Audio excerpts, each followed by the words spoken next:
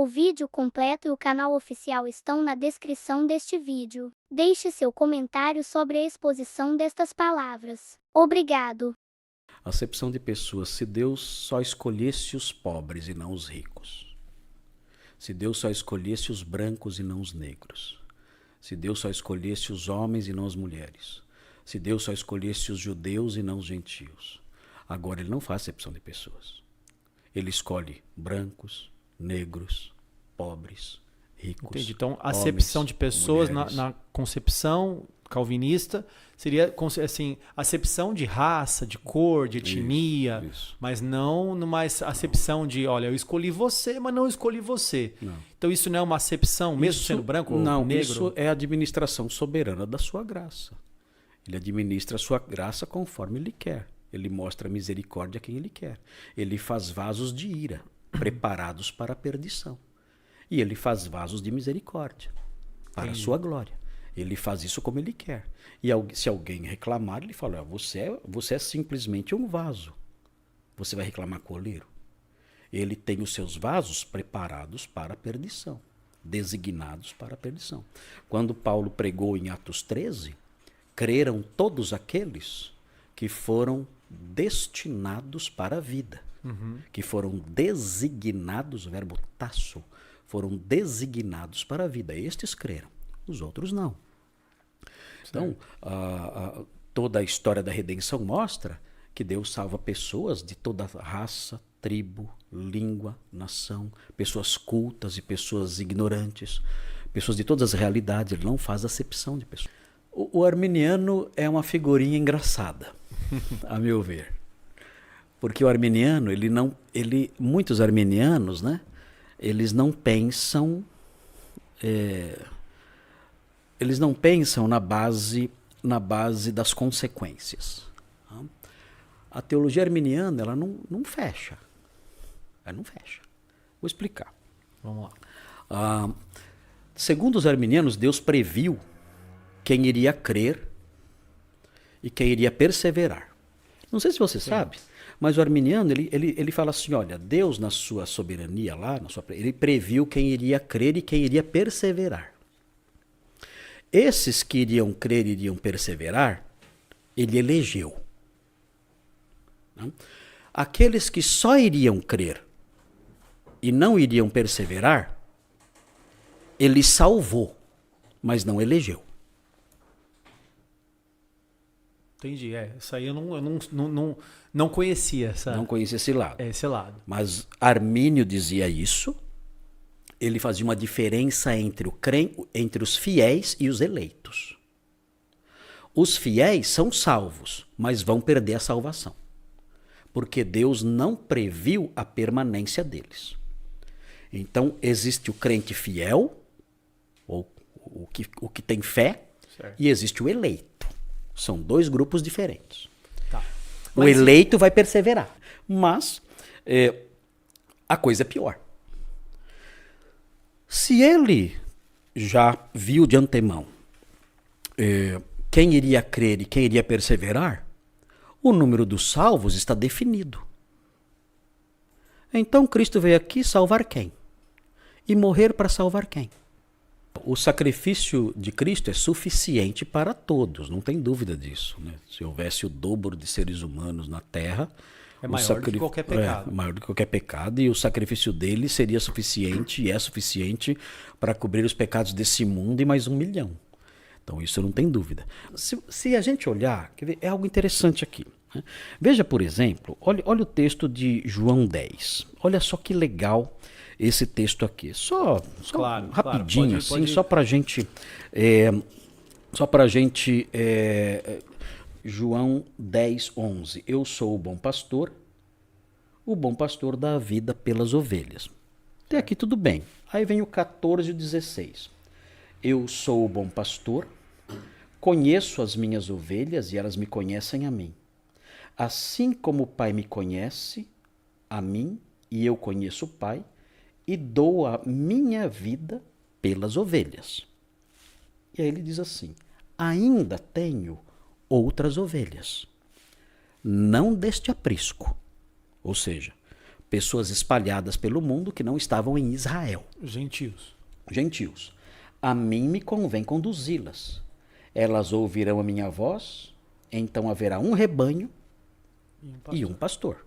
Então ele fala, tem um povo que eu ainda não alcancei, mas são minhas ovelhas. E eu dou a vida pelas ovelhas. O texto prossegue, chega no versículo 26. Ele fala assim para os seus inimigos, mas vós não credes, porque não sois das minhas ovelhas. Então, eu dou a vida pelas ovelhas. Vocês não creem porque não são das minhas ovelhas. As minhas ovelhas ouvem a minha voz. E eu dou a vida por quem? Pelas ovelhas. Na sequência, nós chegamos no capítulo 11 e chegamos no versículo 51 e 52. Desculpe te cortar, pastor. Imagina. Aqui é mencionada o parecer de Caifás, que diz que um homem devia morrer pela nação. Aí ele fala assim, no versículo 51. Ora, João falando, Caifás não disse isto de si mesmo. João 11, 51. Mas sendo sumo sacerdote naquele ano, profetizou que Jesus estava para morrer pela nação, e não somente pela nação, mas também para reunir em um só corpo os filhos de Deus que andam dispersos. Certo. Ou seja, ele tem um grupo específico e a sua morte tem um alvo específico. E o alvo específico é esse grupo aí, as ovelhas dele. Existe dentro desse debate algo interessante que é chamado de voluntarismo. Voluntarismo, é. No voluntarismo é assim. Deus tem uma potência absoluta. Né? Ele pode fazer o que ele quiser. Né? Mas ele tem uma potência decretada. Ele pode fazer o que ele quiser, mas só faz aquilo que ele decretou. Tá? Deus pode fazer o que quiser, mas ele só faz aquilo o que ele decretou. Esse é o voluntarismo. Tá? Então, Deus, ele ama todo mundo. Mas ele não age de acordo com a sua potência absoluta. Ele pode salvar todo mundo? Pode. Ele pode tocar no coração de todo mundo? Pode. Então, e por que ele não toca? Será que não tocou? Essa é a questão, né? Isso é o que é a questão. É assim, Cristo morreu para abrir uma possibilidade de que todos sejam salvos, ou ele morreu para comprar um povo específico? O arminiano fala assim, Cristo morreu para abrir a porta, a possibilidade de quem quiser ser salvo. O calvinista fala assim, não, ele morreu para comprar um povo. Ele morreu para comprar as ovelhas que andam dispersas. Ele morreu pela igreja. Ele morreu por esse grupo escolhido, aqueles que de antemão ele escolheu. Ele morreu para resgatar essas pessoas. Então essa é a diferença entre os dois. Onde é que nós vemos com maior evidência que Deus age não de acordo com a sua potência absoluta, mas sim de acordo com a sua potência ordenada? Na questão do inferno. Note bem, você mencionou aí que Deus quer salvar todo mundo, que Deus ama todo mundo, que Deus ele quer que todos se arrependam, ele quer que todos, né, cheguem ao conhecimento da verdade e tudo mais. Né? Esses textos eles têm as suas devidas explicações. Por exemplo, esse texto de 1 Timóteo que você mencionou, quer que todos os homens sejam salvos e tudo mais. Sim. A Bíblia fala, o versículo anterior, ou 2 versículos acima, fala que é para olhar, que nós devemos orar por todos os homens. E aí ele especifica os que estão investidos de autoridade e tudo mais, porque Deus quer que todos sejam salvos. Aí parece que a questão não é cada ser humano, mas sim homens de todas as classes. Mas tudo bem. Né? Isso é um debate hermenêutico aí e vai longe. Né? Não, aí todos não é cada ser humano. Todos aí são homens de todas as classes. Todos não são todos, o mundo não é mundo, mais ou menos isso. É que assim, veio Jesus Cristo,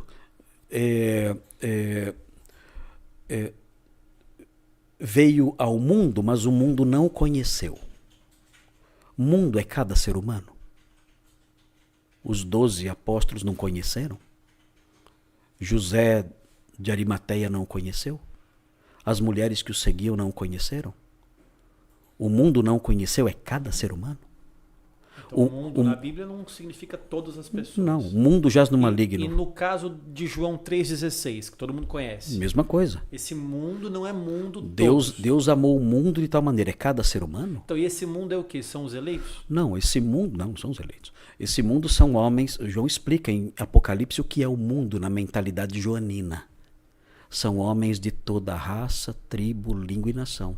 Deus não amou só os judeus. Deus amou o mundo. Quando eu for levantado, atrairei todos a mim. Todos é cada pessoa?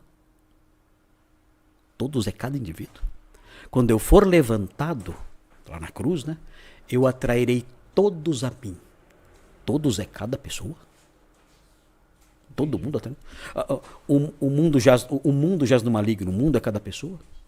Ele convencerá o mundo do pecado, da justiça e do juízo. Todo mundo está convencido do pecado, da justiça e do juízo. Meu Deus, maravilhoso isso.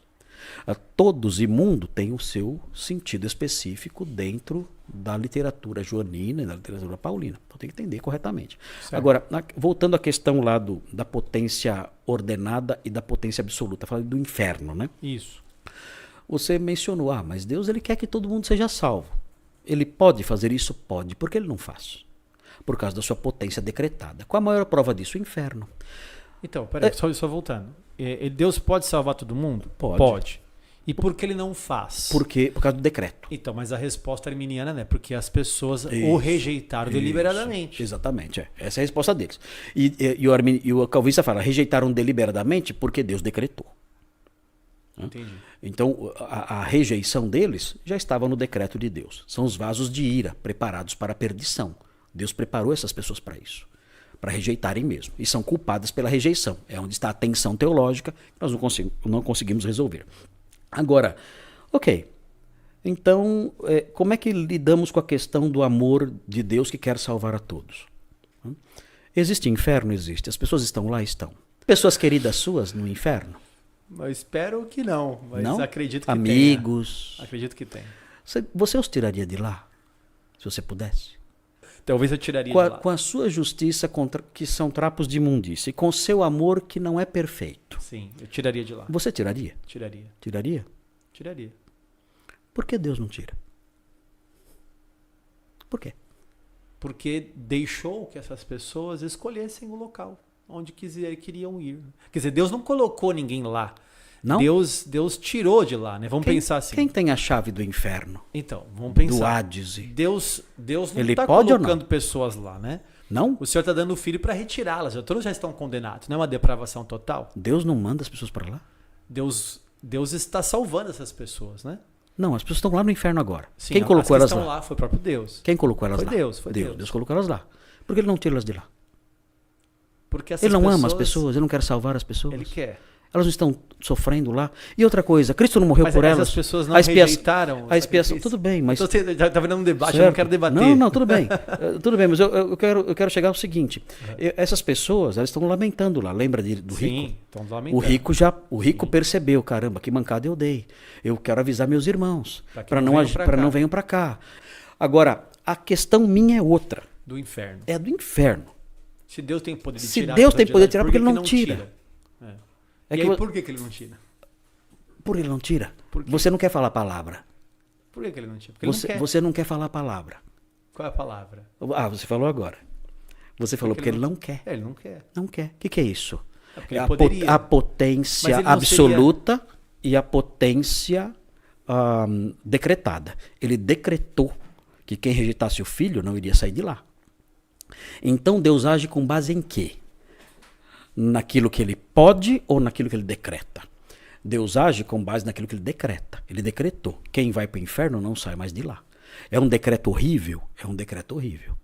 Agora, ele decretou que fosse assim por toda a eternidade e ele continua sendo um Deus de amor. Aí atenção. Ele quer que todos sejam salvos, mas ele age com base no seu decreto. Ele decretou que não seria assim. Certo. Ele tem a sua vontade decretada e ele decretou. Alguns vasos são feitos para a ira e irão para juízo. Não tem jeito. Obrigado por assistir. Inscreva-se no canal, curta e compartilhe. Ajude outras pessoas a conhecerem um pouco mais sobre a palavra de Deus.